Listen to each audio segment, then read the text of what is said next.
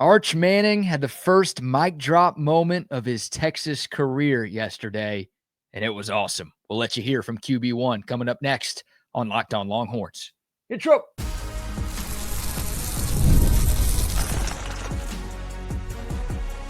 You are Locked On Longhorns, your daily podcast on the Texas Longhorns. Part of the Locked On Podcast Network, your team every day.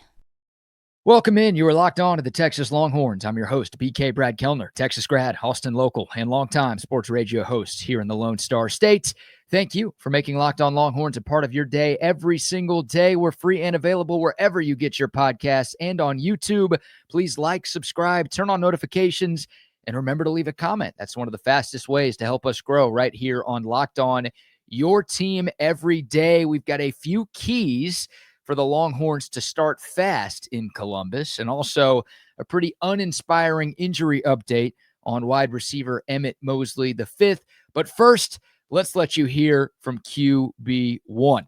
Texas held a number of press conferences and availabilities on campus yesterday. Chris Del Conte spoke about the new partnership that Texas has with Human. Steve Sarkisian held his game week presser, and Texas made a number of players available to the media. Trey Wisner, Colin Simmons, CJ Baxter, Ethan Burke, Michael Taft, Manny Muhammad. All of those guys spoke, and we'll let you hear from all of them throughout the course of the week. But the guy who had the line that went the most viral, that would be Arch Manning. No surprise, we are talking about Arch Manning after all. But he delivered a fantastic quote when he was asked about Texas going into the year as the number one team in the country and potentially having a big target on their back because of it. Well, here's the question, and here's the answer from number 16. Are you mentally prepared to have that huge X on your back all season long where everybody is going to be coming for you? I mean, I think that's all of us at Texas, and I think we kind of try to shift the narrative. We're going for everyone else. Target's not on our back. We have the red dot on everyone else. Boom. Mic drop. I think we kind of shift the narrative. We're going for everyone else. The target's not on our back. We've got a red dot on everyone else. I would drop this mic right here, but it would make a lot of noise, and I don't think it's a sound that y'all want to hear. Every reporter that was there looking for a quote got their quote. Every social media person looking for a post got their post. Every Locked On Longhorns host looking for a segment got his segment. It's a great line. The target's not on our back. We've got a red dot on everyone else. It's bold. It's confident. It's a little bit aggressive. It's galvanizing. But it isn't overly cocky. It's not bulletin board material. It's not rash. It's not stupid. It's not outlandish. It's smart. And it's the perfect thing to say. And more importantly, it is the perfect mindset for the Longhorns to have. Look, in this game specifically, Texas has to be the hunter. The Longhorns are the team going on the road. The Longhorns are the underdog. The Longhorns are the team that lost this game 7.5 months ago. So they can't be the hunted. They can't have that mindset. Ohio State got the better of them the last time these two teams played. Texas is the hunter. They have to have that mindset that they are going to go up to Columbus and kill and feast on some Buckeyes. Maybe not literally. I'm pretty sure Buckeye nuts are poisonous. Weird bit to name your team after nuts anyways, but hey, to each their own. I love this mindset from Arch. I love this mindset from Arch. And it doesn't just need to be the case in week one. This needs to be the case every weekend going forward. Texas always gets everybody's best shot. And I think that's the case more so now than ever before. Part of it has to do with Arch Manning and the fact that everybody's talking about him. And I know there's already some Arch Manning fatigue out there. To no fault of Arch, by the way. It's just the media has been all over this guy for months. And I know a lot of rival fan bases and even fan bases that don't care too much about Texas are kind of tired of it. But also you couple that with the fact that Texas has the number one ranking going into the year and the move to the SEC. I mean, Texas beat every SEC team they'll face this year except for one last year. So there are a lot of teams on the Longhorn schedule that are out for revenge in 2025. And a lot of teams weren't real happy that Texas marched into the conference and went 7-1 in the regular season and made it to the SEC title game in year one. Like, that's not supposed to happen in the big bad SEC. All of these fan bases that had spent years telling Texas fans how they had no chance to compete in this league because it's just bigger and badder and better and it just means more. Yeah, they're not happy with what the Longhorns waltzed in and did last year. Teams are always hunting Longhorn. Always. This team cannot just sit back and be the hunted. They need to be the aggressor week in and week out. And especially in some of these road games this year. Ohio State, Florida in the swamp, Georgia between the hedges. You can't get fat and happy. Texas was the number one team for a bit last year. I think they were a bit overconfident going into that game against a Georgia team that was clearly on the prowl. They were the hunters when they came into Austin. You could sense it from the opening kick. And my God, watch Kirby Smart's post-game interview after the game. Yeah, that's the type of intensity you want to bring every week. I love this mindset from Arch. Hell, that quote, if it's not already, it should be up in the locker room somewhere, maybe everywhere. Print that out, plaster it up on the locker room. We are not the target. We've got the red dot on everybody else. The target's not on our back. We've got a red dot on everyone else. Use the exact quote from Arch Manning there. I don't want to butcher it, and whoever's printing it out shouldn't butcher it either. It's a hell of a mindset. It is a hell of a quote. Arch doesn't talk a lot. He doesn't ramble when he gives his answers. Everything is kind of within 5 to 10 seconds, but every once in a while he'll hit you with something good, and that one was really, really good. Even some rival fans on Twitter were giving that love yesterday. Some of the tweets I saw, unfortunately, this is nails from Arch. It goes hard as much as it pains me to say. This is unfortunately hard as F. When you get other fans who hate Texas to show love, that means you did something right. And Arch Manning did. What a motto, what a mantra, what a slogan, whatever word you want to use. I love it from Arch Manning. One more clip in this segment regarding a very similar topic. This one comes from a different player. This one's from Manny Muhammad, one of the starting corners on the Texas defense. He was asked an interesting question about, what happened at the Cotton Bowl and how that impacted his offseason, and also if opening up this season against Ohio State does anything extra. It's a similar response for Manny Muhammad, and one that I absolutely love. Check it out. Either way. Sark is always about being obsessed, being prepared, taking that next step, because we haven't done enough yet to be entitled. So just taking that step and keep going, because we haven't achieved what our ultimate goal is. Another perfect answer. We haven't done enough to be entitled because we haven't achieved what our ultimate goal is. I love that. I mean, there are a lot of people out there, even some Texas fans, that are worried because, Texas has had as much success as it's had the last 2 years, and they come into this year number one. Like, maybe they're not as motivated this year. Maybe they're a little fat and happy, to use that verbiage again, because of what they've done in the past and because of what the polls say right now. Manny Muhammad kind of put that to bed, and he's right. Like, why should Texas be entitled? First of all, what they accomplished last year or 2 years ago has no bearing on what happens in 2025. But more importantly, you didn't win a national championship. Like last year, you didn't win the SEC. You got close. You didn't win the national championship. You got close. So how could you possibly feel entitled? Like we haven't achieved what we want to achieve. We've got a lot of work to do. And being close to winning those things is cool. But what's even cooler? Actually winning those things. Like entitlement, that has been a word that has been used to negatively describe Texas for years. And in a lot of years, it's been very fair. Like when I was in school, there were some lean years for the Longhorns. And some of those players, they would walk around like their ish didn't stink. And I'm looking at them like, you guys stink. All of y'all stink. The whole team is terrible. Why are you walking around like that? It's like the hubris that some people get from just being a football player at the University of Texas, that creeps into guys' heads and they don't work as hard. And again, entitlement has been used to describe Texas football a lot. It can't be used to describe this team this year. They've got to go out and earn it. They worked really hard the last couple of years, and they know the message that the coaches are preaching. It works. It's gotten them close, but they also know that it's not good enough. They maybe have to work a little bit harder. They got to shift that mindset a little bit just to ensure that they can win 2 more games than they did last year and achieve their ultimate goal of winning a national championship. Of course, winning an SEC title wouldn't hurt either. But yeah, I like that. Why would we be entitled? Why would we be entitled? We haven't done what we want to do. We haven't achieved our goals just yet.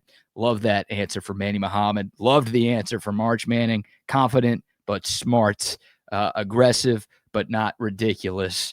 And yeah, great stuff. I mean, it's got me pumped for Saturday. I was pumped before hearing those quotes, but I can't wait to see this team take the field at the Shoe. Big noon kickoff 4 days from now. Speaking of that game, we've got some keys to the first quarter. That's right. Not just generic keys to the game, but keys for Texas to start the game hot, which they didn't do in January. How do the Horns land the first punch this time around? We'll talk about it coming up next right here on Locked On Longhorns. Oh, but first, a word for our friends at Rougiet. Guys, you've probably heard of Viagra or Cialis. Maybe you've even tried them at one point in the past. If you're looking for something different, something beyond the usual pill, then it's time to meet Rougiet Ready. This is the next-gen prescription treatment designed to amplify arousal in the brain and also boost blood flow. Unlike the other pills that can take hours to kick in, Rougiet's 3-in-1 formula dissolves quickly under the tongue and can kick in on average in just 15 minutes. And oh, by the way, the effects last up to 36 hours. So you can stay confident and you can stay in control whenever the moment is right. If traditional options haven't worked, give Rougiet Ready a try. More than 150,000 men have already made the switch. You could check out their customer reviews online. Don't just take my word for it. And it's so easy to use. Again, everything done online, packaging shipped discreetly right to your door. So head to Rougiet.com/LockedOnCollege today, and you'll get 15% off when you use the promo code LockedOnCollege. Again, RUGIET.com/LockedOnCollege with the promo code LockedOnCollege to get 15% off. All right, welcome back to Locked On Longhorns, your team every day. Hey, real quick, we've put together a survey to learn more about you. That's right, our listeners and our viewers, to make your favorite podcast even better. Head over to LockedOnPodcast.com/survey to get started. Everyone who completes a survey will be entered for a chance to win one of 10 $100 Amazon gift cards. Again, LockedOnPodcast.com/survey. All right, everyone talks about throwing the first punch, right? But not everyone goes out and actually does it. How do the Longhorns get off to a fast start at the Shoe? How do they send the first message? How do they help quiet the raucous Ohio State crowd? How do they get the excitement of raising a banner turn into early stress? How do they get Buckeye fans to want to fire Ryan Day?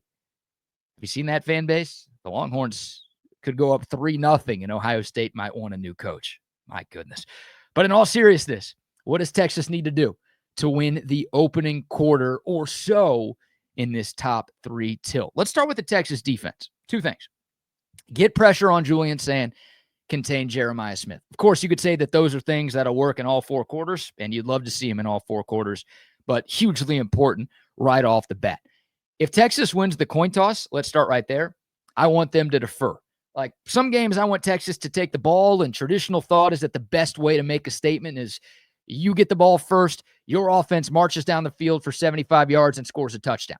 Like that always works, don't get me wrong, but you know what else could work? To make a statement, to throw a punch, to send a message, whatever verbiage you want to use, a takeaway, a big sack on 3rd and long, a quick 3 and out.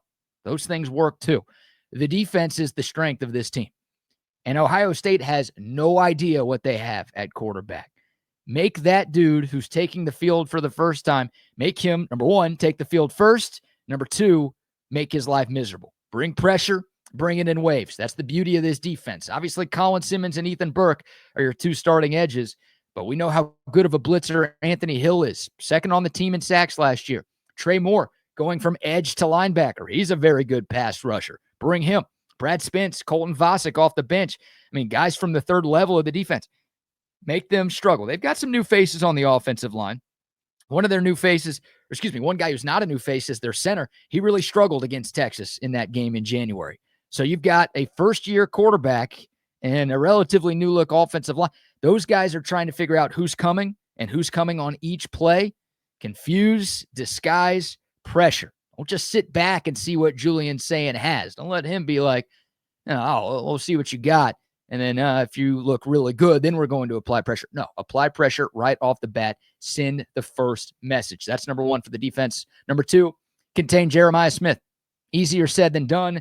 But, of course, Texas did a damn good job of that last season, holding Smith to just one catch for 3 yards. I still can't believe Texas lost that game. Any Longhorn fan would have taken that stat line from him.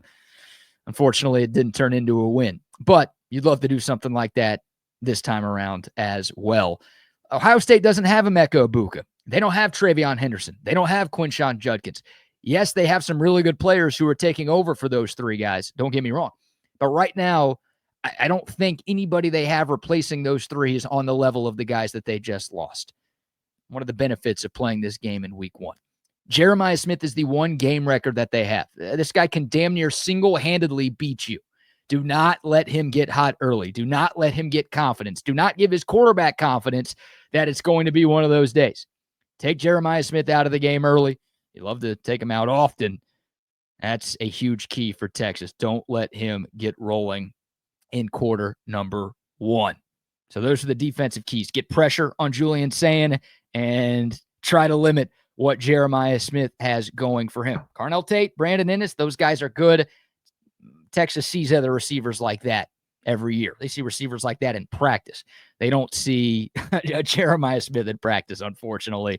I don't know if any other team has a Jeremiah Smith, so watch him. And then one for the Texas offense. Unleash the deep ball. Stretch the field. Don't try to prove a point that you're the more physical team by running it 10 or 11 times in your opening 15-play script. Don't prove points, score points. That's a motto and a saying that I use all the time. Because like a lot of coaches are so hell-bent on trying to prove something that they're the more physical team or they're better at this or better at that. No, your goal is to score points, and Arch Manning's ability to throw the deep ball is a weapon for you. Open up the offense. Use your weapons on the outside and utilize one of the strengths of Arch Manning's game. You didn't really have that with Quinn Ewers. Texas was just 5 of 15 on passes over 10 yards at the Cotton Bowl. A lot of that has to do with the Buckeyes defense being really good, and their back seven is still really, really good. Don't get me wrong, but man, if you can connect on a deep shot early, that's going to force Ohio State to drop its safeties a little bit further back to prevent it from happening again, because those 40, 50, 60-yard pass plays over the top are demoralizing. Ryan Day saw it against the Steve Sarkisian offense in 2020 in that national championship game. And those deep shots, from a Longhorn perspective, give your quarterback confidence. They give your wide receivers confidence. They give your play caller, who's also your head coach, some confidence. All good things. Texas was not nearly consistent enough offensively. And again, down the field, they couldn't really get anything going. They scored 14 points in the entire game. That's not going to win you a whole lot of ball games. Even with the defense as good as yours, when you're playing a team as good as this, odds are you're going to need more than 2 touchdowns on the board to get you a W. You got to try to stretch the field. Of course, you got to be able to actually do that too. But, man, how cool would it be if Texas hits on a 60-yard touchdown pass on the first or second drive of the game? Again, that's going to open things up for everybody else on the offense and make life a hell of a lot easier for everybody else on the offense. And well, that in turn helps out the defense. And, hey, complementary football. Texas didn't have nearly enough of that last year. The defense carried the weight way too often. I think they'll carry it a lot this year. Again, I believe they're the strength of this team, especially considering how many starters this offense is breaking in early. But if you can get that complementary football, you can get your offense to carry the load. That's going to help a lot. So, yeah, throw the first punch, but stretch the field. Don't just try to prove that you're the more physical team early on. If it's not there, especially, stretch the field, open things up, use your weapons, and help your quarterback get in a rhythm. All right, what say you? What are your keys to a fast start for the Longhorns come Saturday? If you're watching on YouTube, comment below with your thoughts. All right, one segment to go on a Tuesday show.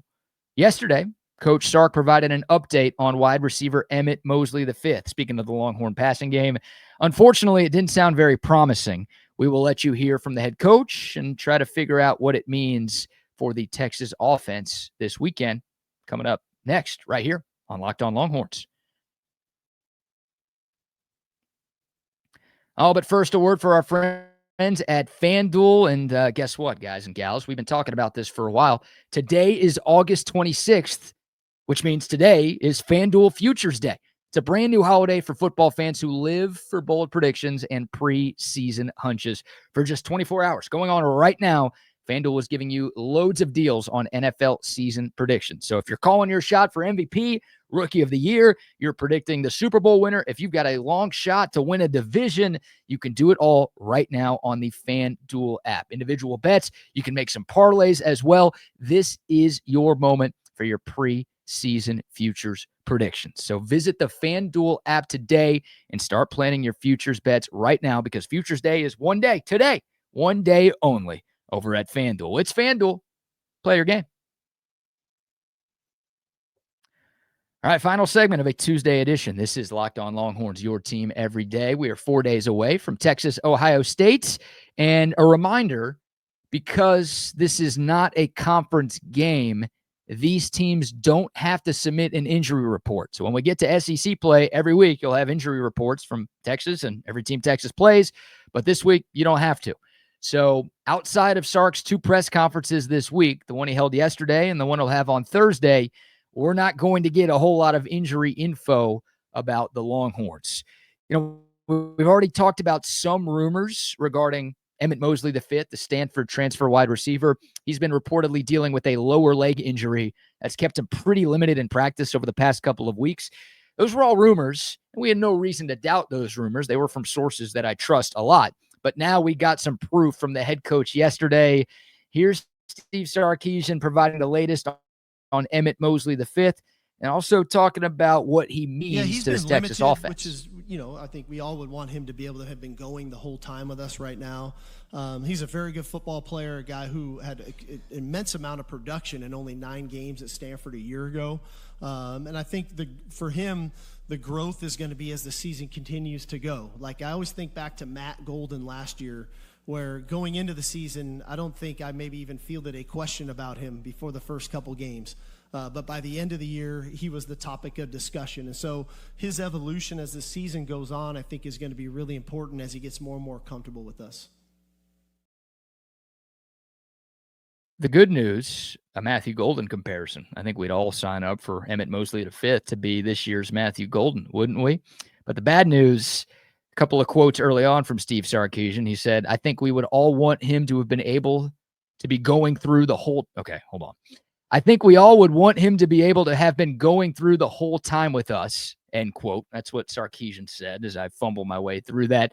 He also said, for him, the growth is going to be as the season continues to go, end quote. So nothing exact in terms of a status for Saturday, but I hear that, the coach saying the growth is going to happen as the season continues to go. And I think that we're not going to see Emmett Mosley V on Saturday. And if we do, I think it's going to be in a very, very limited role. But my expectation is that he's not going to be on the field. Now, he's been at practice. He's not hurt enough to where he can't be there. He just hasn't really been doing anything at practice. So, look, even though we haven't seen this guy in a Longhorn uniform, this is a big loss. I mean, Sark mentioned it right there. The stats that he put up at Stanford, despite missing the first month of the season, on a Stanford team that wasn't very good. We saw them on Saturday. They're still not very good. Mosley was great. He was one of their best players as a true frosh in 2024. And then before he got hurt, Mosley was one of the standouts of fall camp in the first week. It felt like he was one of the 4 receivers that Steve Sarkisian and Chris Jackson really trusted. And now, more than likely, that number is down to 3 going into Saturday. It's Ryan Wingo, it's DeAndre Moore, and it's Parker Livingston. We know what we've got from Wingo. We know what we've got from DeAndre Moore. Speaking of standouts in the fall, Parker Livingston has very much been one of those. I'm excited about what those 3 guys bring to the table, but I think you're going to need more than just 3. So there's a couple of things that I wonder about how this impacts the Texas game plan. Number one, do we see more 12 personnel? 1 running back, 2 tight ends on the field, which means just 2 wide receivers on the field. I believe Sark and Chris Jackson really trust Parker Livingston, but I think Wingo and DeAndre Moore, because of how much they played last season, they're on a level slightly ahead of Livingston. So, 12 personnel, you get a couple of tight ends on the field, you keep those 2 receivers on the field, and that's a pretty popular package in the Steve Sarkisian offense anyways. Outside of 11 personnel, 12 personnel was the second most used grouping last season. So it's not going to take a major change in philosophy for Steve Sarkisian to do that. But again, I wonder, because Texas is a bit shorthanded at wide receiver and they've got their complement of tight ends, will they do that more? I also wonder, kind of as a follow-up to that, who's tight end number 2? Jack Endries, the Cal transfer, he's your starter, but is it Spencer Shannon at 6'7", close to 250, more of a blocking tight end? Is it Jordan Washington, who has put on 40 to 45 pounds since his freshman year last year, and he's really upped his game, and he's a guy who's had a pretty impressive fall camp? Is it both of those guys and a bit of a rotation? I don't know. I don't know who Texas trusts in that tight end room. So, it'd be an easier question to answer if you knew more about your tight ends. But that's, again, question number 1. Question number 2 is, who else steps up at wide receiver?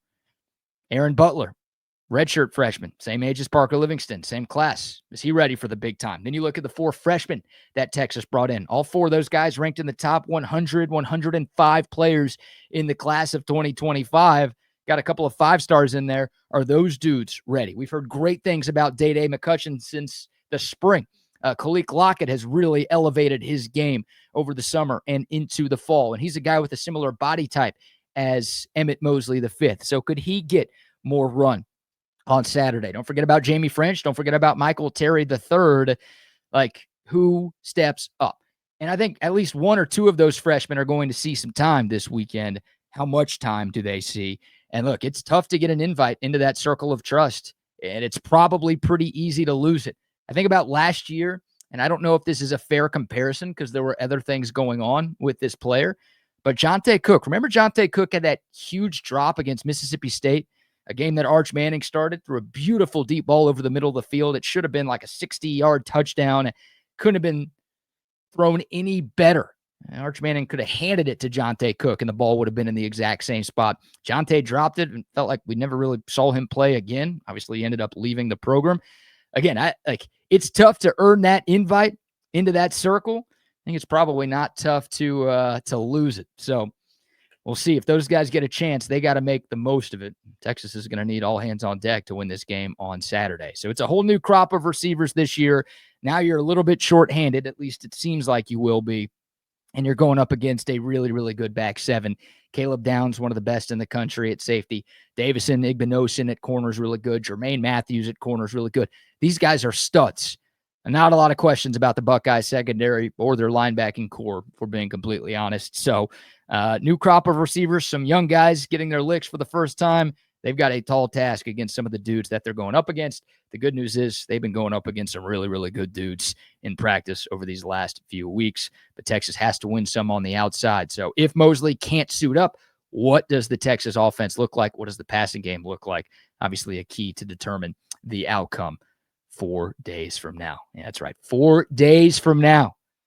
So close. So close. That's going to do it for today's show. If you made it this far, number 1, thank you very much. Number 2, please remember to like, subscribe, turn on notifications, leave a comment, all of those great things.